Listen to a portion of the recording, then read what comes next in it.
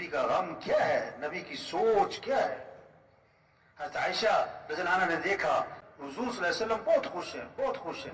عرض کی اللہ کے رسول میرے لیے دعا فرما.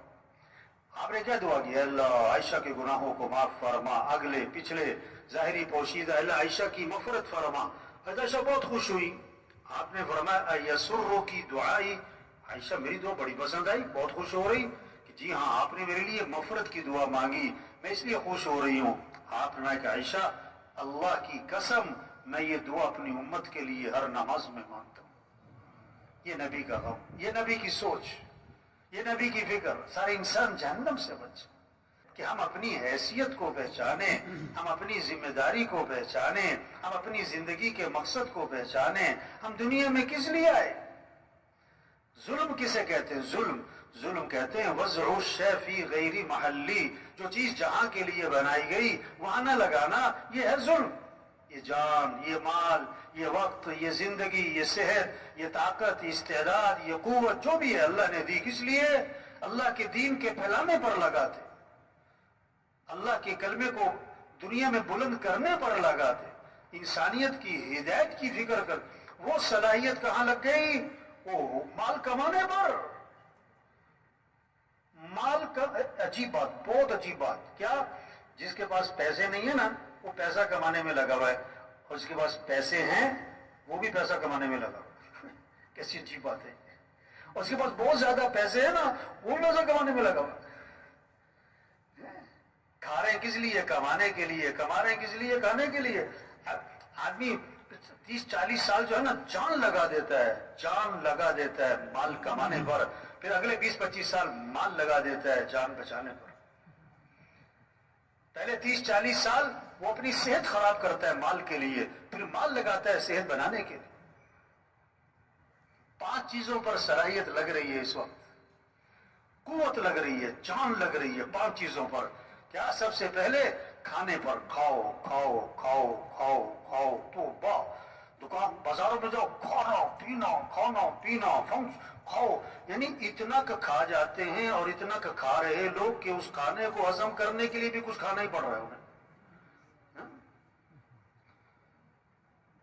حضرت عائشہ زانہ فرماتی ہیں ایک چاند، دوسرا چاند، تیسرا چاند، یعنی 2 ماہ گزر جاتے تھے ہمارے گھروں میں آگ نہیں جلا کرتی تھی. گزارا کیسے ہوتا تھا کہ کھجور کھا لیتے تھے، پانی پی لیتے تھے. کہنا بڑا آسان ہے، سننا صبح. سوچے تو اسے 2 مہینے آگ نہیں جلی، زور نہیں لگایا کھانوں پر، زور لگایا کھانوں پر.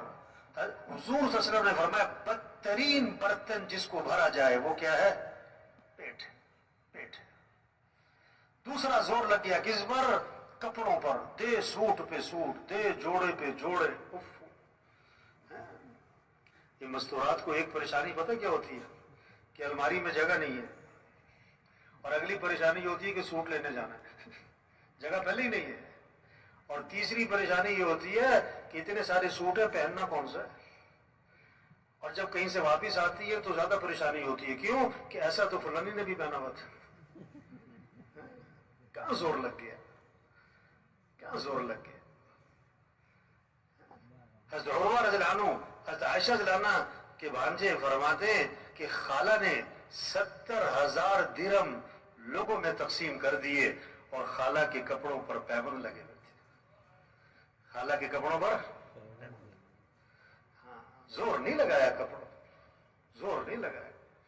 حضور صلی اللہ علیہ وسلم نے عائشہ سے فرمایا کہ عائشہ اگر آخرت میں میرے ساتھ رہنا ہے تو 3 باتوں کا اہتمام کرنا. اللہ کے نبی کو زیادہ محبت حضرت عائشہ سے تھی. آپ نے فرمایا کہ اللہ نے بیویوں میں عدل کرنے کا حکم دیا تو میں ظاہری عدل تو کرتا ہوں، لیکن میرا دل عائشہ کی طرف مائل ہے، یہ میرے اختیار میں ہے. تو آپ نے کیا فرمایا کہ اگر آخرت میں میرے ساتھ رہنا ہے تو 3 باتوں کا اہتمام کرنا. پہلی بات فرمائی کہ عائشہ اس وقت تک کپڑوں کو پرانا سمجھ کے نہ چھوڑ دینا جب تک کہ ان پر پیمند نہ لگ جائے، جب تک کہ ان پر. دوسری بات فرمائی کہ عائشہ مالداروں کے پاس بیٹھنے سے اپنے آپ کو بچانا، کیونکہ آدمی کے اندر مال کی پھر طمع اور ہرس اور لالچ اور دوڑ میں لگ جاتا ہے. اور تیسری بات فرمائی کہ عائشہ دنیا سے اتنا توشہ لینا جو ایک مسافر کے لیے کافی ہوتا ہے، زیادہ لمبے چوڑے چکر میں نہ پڑ جائے. تو زور غلط جگہ لگ رہا ہے اس میں، کیا کھانوں پر، دوسرا کپڑوں پر، تیسرا زور لگ گیا کس پر؟ تعمیرات پر، مکانوں پر. آپ صلی اللہ علیہ وسلم نے فرمایا کہ جب آدمی کے مال میں برکت نہیں رہا کرتی تو تعمیرات پر لگا کرتا ہے. اذا لم یبارک فی مال العبد یجعلہ فی الماء والطین، جب برکت نہیں تو تعمیرات پہ مال لگتا ہے. قیامت کی نشانی بتائی، یتطاولون فی البنیان، اونچی اونچی عمارتیں، بڑے بڑے پلازے، یہ قیامت کی نشانی. ایک صحابی نے ذرا اونچا مکان بنا لیا، حضور صلی اللہ علیہ وسلم نے ان کے سلام کا جواب نہیں دیا. فرمایا یہ کس کا ہے، یہ مکان کس کا ہے؟ کہ جی فلاں کا ہے. آپ خاموش ہو گئے. اور حدیث کے الفاظ ہیں فحملها فی نفسہ، لیکن آپ نے اس بات کو اپنے دل میں رکھا کہ اچھا ایسے مکان بنانے شروع کیے. کچھ دنوں بعد وہ صاحب خانہ حاضر خدمت ہوئے، آپ کو سلام کیا، فاعرض عنہ، آپ نے اعراض فرمایا. پھر سلام کیا، پھر اعراض فرمایا. صحابہ سے پوچھا حضور میرے سلام کا جواب نہیں دے رہے. بتایا کہ تمہارے گھر کے پاس سے گزرے تھے، پوچھ رہے تھے کس کا ہے. سمجھ گئے کہ اللہ کے نبی کو میرا گھر پسند نہیں آیا. فہدمها حتی سواها بالارض، گرا دیا حتیٰ کہ زمین کے برابر کر دی. دوبارہ آپ کا گزر ہوا، فرمایا ما فعلت القبہ، وہ قبہ نما مکان تھا کیا بنا؟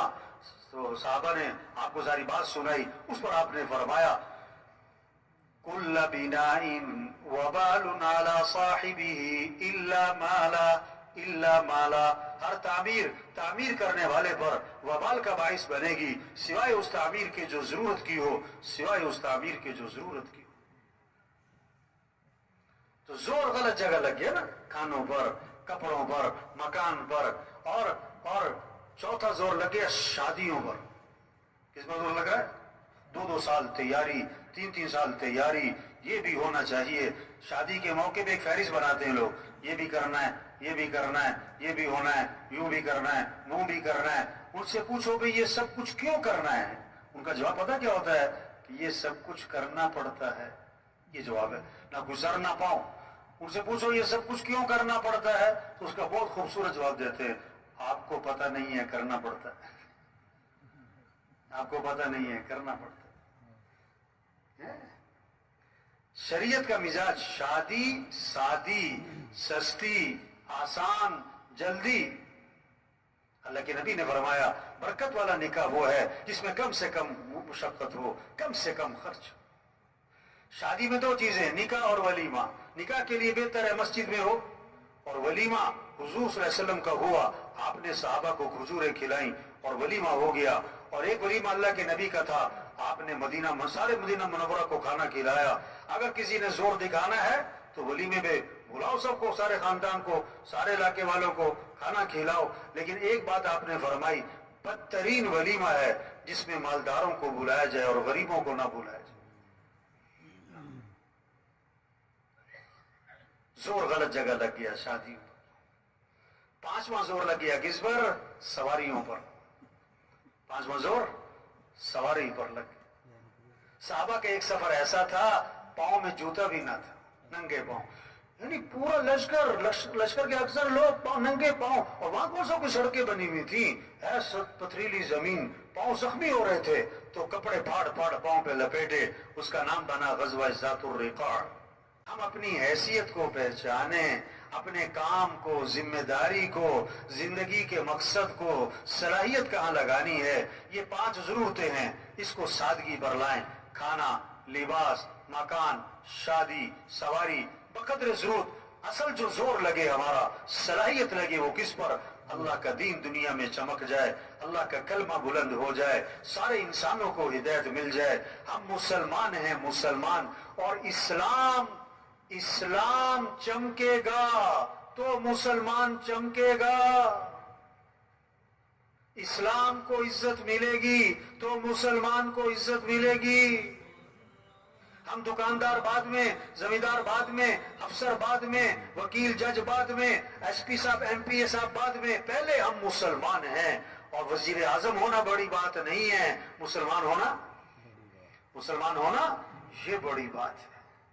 ہماری صلاحیت دکان پر بعد میں لگے گی، دفتر میں بعد میں لگے گی، کاروبار پہ بعد میں لگے گی، اور ڈگریوں پہ بعد میں لگے گی. پہلے ہم مسلمان ہیں، پہلے ہماری قوت لگے گی اسلام پر. ہاں، حضرت عمر رضی اللہ عنہ جب شام میں داخل ہوئے تو حضرت ابو عبیدہ بن جراح رضی اللہ عنہ نے فرمایا کہ حضرت عمر رضی اللہ عنہ کو حضرت عبیدہ بن جراح رضی اللہ عنہ نے عرض کیا ذرا سواری بدل لیں، کپڑے بدل لیں.